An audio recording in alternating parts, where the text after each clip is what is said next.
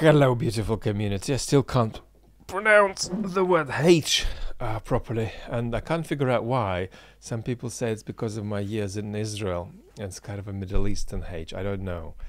Anyway, I can't say it. But that's not the point of the video. The point of the video is that we're talking about a question that we always ask and rather hyperbolically answer, but we're going to answer it in more depth now, which is, does the Putin regime have anything to offer? And if so, what? And I often ask the question, what on earth does this enterprise, this sort of self-immolating empire, have to offer anybody? And except for negative things, I say the answer is nothing. Now, is that a hyperbolic answer? Is that the full story? What would happen if we spend a bit more time talking about this? A few people have asked. So now we're going to answer.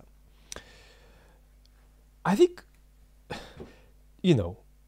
if we zoom out with any kind of political project, even an imperial project, there is the possibility that it could give us more harm than good, or more good than harm in practice. And there is also a possibility around what it can give in principle, not just in practice. So there could be a project, for instance, that could in principle be more good than bad, but in practice isn't. Right? Or there could be a project which is good in principle and in practice, good on balance at least, and so on. And you can, sort of wind out endless possibilities here. So let's take a couple of examples familiar with from history. The Soviet Union. Now, there is a debate about whether the Soviet Union was a contingent failure or a constitutive failure too, and I believe it was both. But even for people who take a kind of constitutively anti-Soviet position, that it was a kind of Western experiment on Russian soil that was doomed to failure, and it didn't just fail because of things Lenin or Stalin did. Even people like me can't deny that the Soviet project made promises and kind of offered things to people. It animated hopes around the world by offering a picture of society positively transformed by technology, an image of that kind of society, an image of new breakthroughs in the attainment of inclusivity, equality, and access. So whatever you say about the Soviet Union, it absolutely had positive aspirational components which motivated social projects around the world.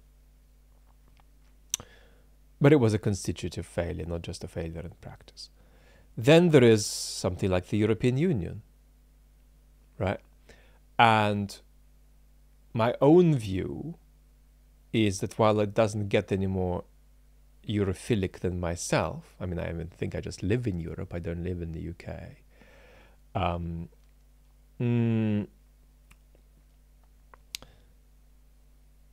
It's important to recognize, and this might be a sort of uncomfortable thought for some of you, that the consolidation in the EU that the war has inspired will not last, and that once the war is over or it's frozen, the preceding divisiveness and sort of gradual untethering of the European Union will continue. The only question is, will it continue as before or even faster?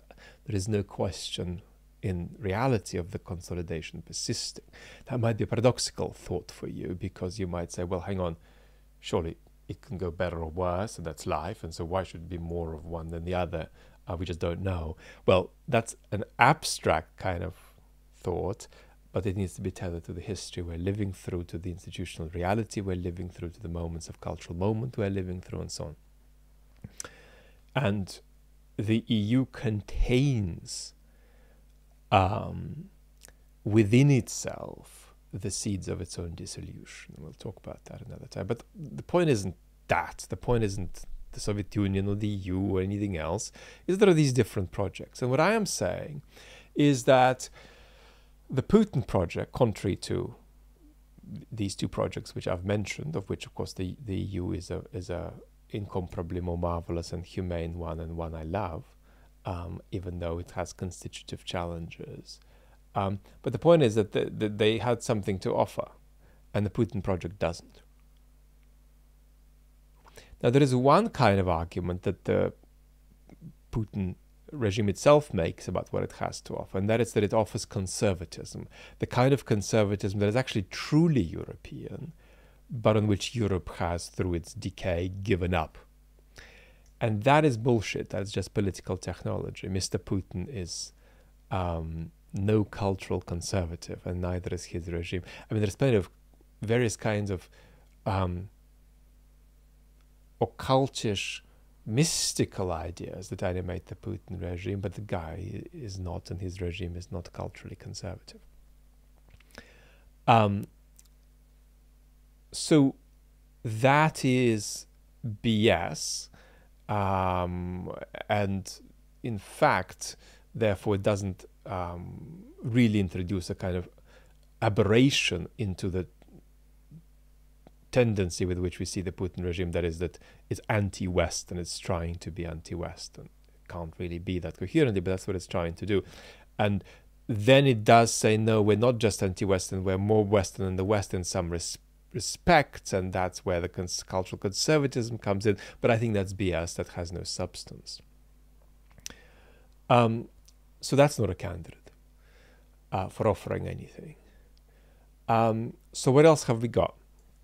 Well, I've made a couple of notes of points I wanted to make, so I want to make sure I don't forget them. Now, it's obviously offering death and violence. And I'd even go further, that when we see people like Mr. Prigozhin, what it's offering isn't just death and violence, but death and violence as an end in itself. Right? That's interesting. And that is actually a kind of psychosocial component that is not far away from what certain fascist social formations generate. But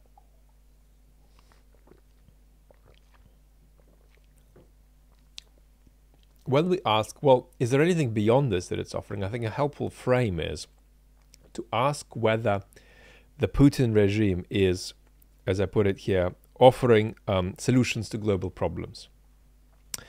And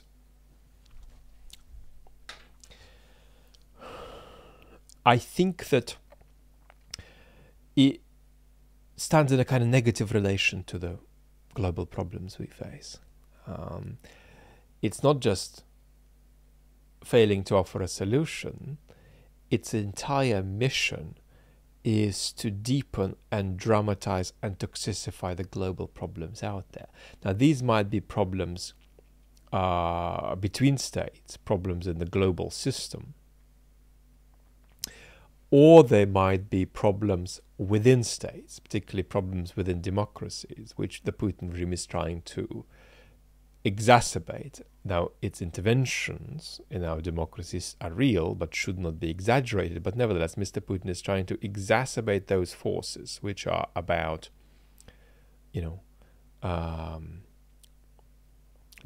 loss of trust in institutions, a feeling of powerlessness, a feeling of finding the political process unintelligible, and then a feeling of wanting to somehow lash out, as one is experiencing all of these forms of political alienation. And rather similar forms of resentment are also available on the international stage through various kinds of mechanisms of exclusion and so on. And so Putin's contribution to that is to make it worse. Putin's contribution to central global problem of dealing with the climate crisis is to make it worse. I don't know what it means to agree with Alexander Etkind that there's a primary sense in which Putin's war is an attack on European climate policy, but I'm certainly open to that being a part of the story, right? So Mr. Putin is saying, here is a challenge, and I don't know how serious the West is in responding to that challenge, but in case it's serious, we need to ruin its possibility to respond. That was some part of the story behind the war, even though I'm not persuaded that it can be thought of as central. Maybe I could be somehow, but I'm not at this stage. Well, in fact, I couldn't be, because I think for it to be central, it would need to be psychologically in the minds of the actors that took the decisions, that I don't believe that was centrally in the minds of the people who took the decisions. So Mr. Putin's contribution is a kind of parasitic contribution. Whatever is going wrong is trying to make it worse. Now, I think there is something teachable here, that the Putin regime can teach us things, and that is that there are these problems indeed out there, and we need to take them very seriously, these problems which Putin is trying to exacerbate.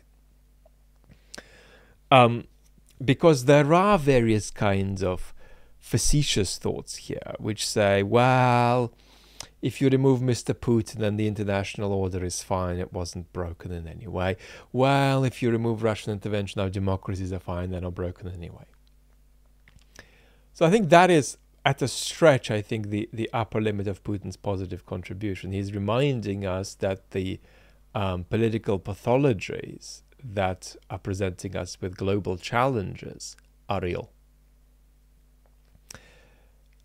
And then I think the last point I jotted down is that this sort of enterprise that the Putin regime is engaging with, it's not even engaging in pragmatically. So since 2012, 2014, whatever date you stick on it, Putin developed this sort of sense of mission that has a rather mystical dimension to it, I must say. And so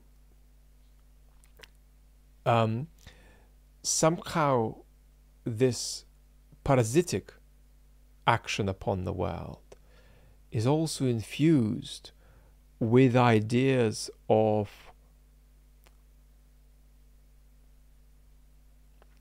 magically, outside the real realms of cause and effect, bringing about a better, cleaner, truer, more appropriate world. That really is part of what Putin is thinking. It's completely absent, for example, in Prigozhin's thinking, but Putin is thinking that. So on top of this parasitic quality, there is this elevation of this parasitic action in a completely bogus way, and Dugin is good at articulating this,